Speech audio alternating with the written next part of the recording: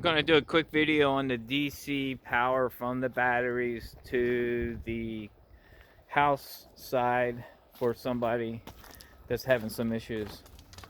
So this is the battery bay with 10 batteries. 2 of the 10 batteries are for the engine. That would be this battery and this one. And then you can see that the owner had lifelines in here, but there's already been a problem. So that clues me into an issue with the um, equalizer behind the battery switches. So here's the first point of failure to check. There's 4 contacts. Each of these switches, one does the engine battery and one does the house. So each switch, when you throw it, it throws 2 poles. So it throws the 12 and the 24. So actually there's 4 contacts in each one. So there's 8 contacts that have to be maintained right there. Okay, so there could be a loss of power there. The best way to check it is behind it. Be careful. One side is the load and one side is the line. The load is DC going out and the line is DC coming, or DC supply. So the line will always have power and the load will only have it when you turn it on. So that's how you can decide which way the juice is going. Once you turn that on, the power comes over to this box. This is what I call the big boy box. And I call it big boy because inside the box is a Intellitech really good solenoid called a big boy. And the big boy is controlled by the bird. And this is the bird bi-directional relay something. And that controls the big boy. So you can see that right now we have the alternators off and I taped them up. I tape everything up. But the power from the batteries comes in here, and you can tell it's a 24 volt line because they're green. They put green shrink tape on the end of it. So this bus bar right here takes power into this side on the big boy, and this green is the engine side.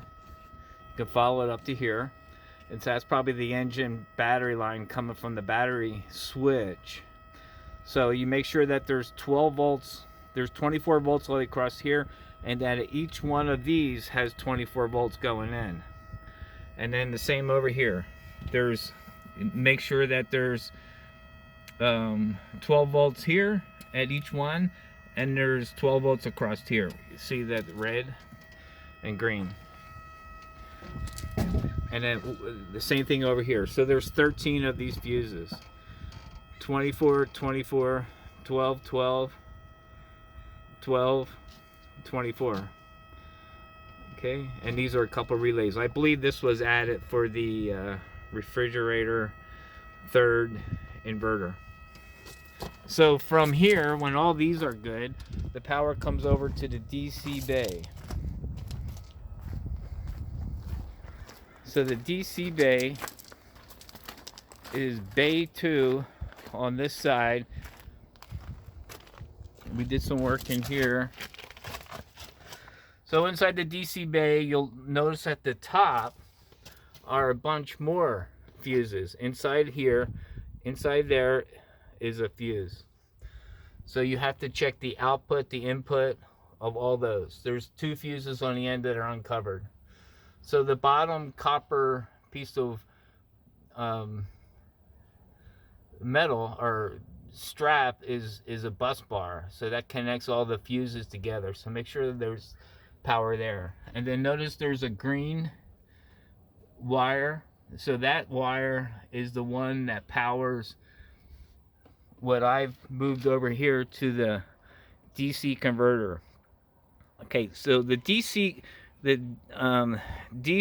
24 to 12 converter, I believe, was put in because you can maintain 12 volt better with 24 volt than you can with a weak 12 volt battery. So they take 24 volts and they convert it down to 12 to power this main computer, which is right here, and that is your Intellitech computer. So that powers this gives power to the keypad switches, but it doesn't give output power. So this has nothing to do with this. This computer just has to do with the input values that this uses to read.